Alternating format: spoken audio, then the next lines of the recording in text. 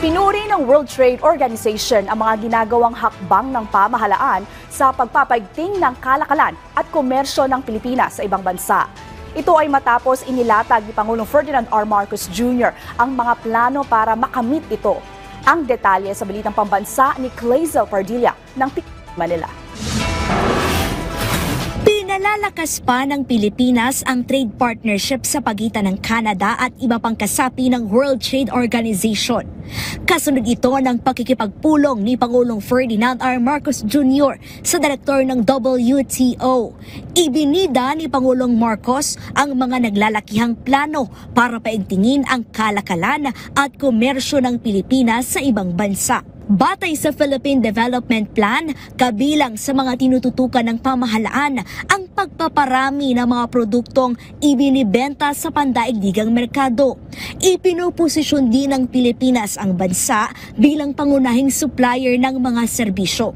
Ang mga hakbang na ito sumasalamin sa lumalagong ekonomiya ng Pilipinas na umabot sa 6% ang annual growth rate, bagay na pinuri ng WTO. Inaasahang makikipagpulong ang WTO Director kana Finance Secretary Ralph Recto, Agriculture Chief Francisco Q. Laurel Jr. at Trade and Industry Secretary Cristina Roque.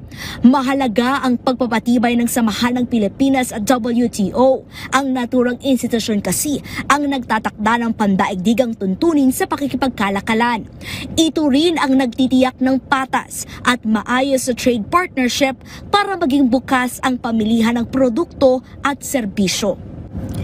Sa pakikipagpulong ni Pangulong Marcos sa Canadian Minister ng Export Promotion, International Trade and Economic Development, siniguro ng Presidente na ginagawa ang lahat para maging business at investment friendly ang Pilipinas at maging leading investment hub.